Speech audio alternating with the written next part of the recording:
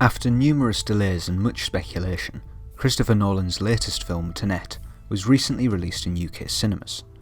This is the first major film to release theatrically since the pandemic crisis began, and so there's been a great deal of anticipation surrounding the film.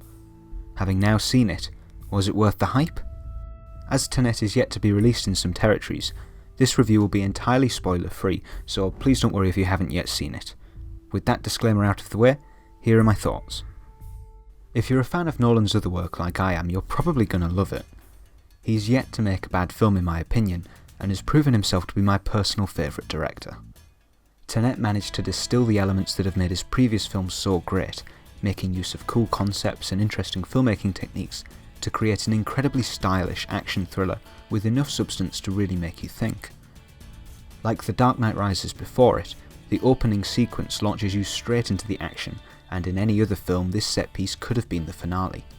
It perfectly encapsulates what Nolan's best at, creating big screen spectacle. Hoyte van Hoytema's stunning visuals, paired with Ludwig Göransson's score, make it a treat for the senses, especially on a cinema screen with a thundering sound system. I was wary when it was announced that Hans Zimmer would not be scoring Nolan's latest film, but Göransson makes for a more than worthy successor. The score is brilliant. I loved the electronic tones accompanied by roaring percussion, which really helped to immerse you in the complicated world of the film. Hoyte van Hoytema's visuals too are once again excellent as we've come to expect. I personally thought the action was perhaps the best from a Nolan film.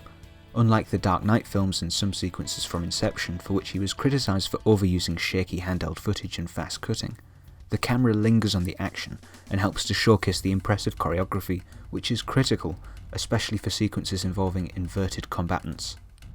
Of this, it really was a technical feat. I recall reading that to achieve this effect, they shot each setup twice, once forwards and once backwards. I'd be really keen to see some behind the scenes footage from this film because these effects were incredible to watch and never grew tiresome. I will say that due to the complicated nature of the inversion and the number of characters and plot threads in play, the first act of the film was relatively difficult to follow. There were a lot of dialogue and expository scenes which were, true to form for Nolan, incredibly dry. I definitely think this is a film that will benefit from a second viewing, but I did initially find it very difficult to keep track of everything going on. Some characters' functions in the story were just not clear at all to me, and others did not become clear for a while, which, to be fair, is not a detriment to a film. Clearly, as with many Nolan films, this is a feature that prioritised concept over character. It knew exactly what it was and it played to its strengths. All the actors involved delivered great believable performances.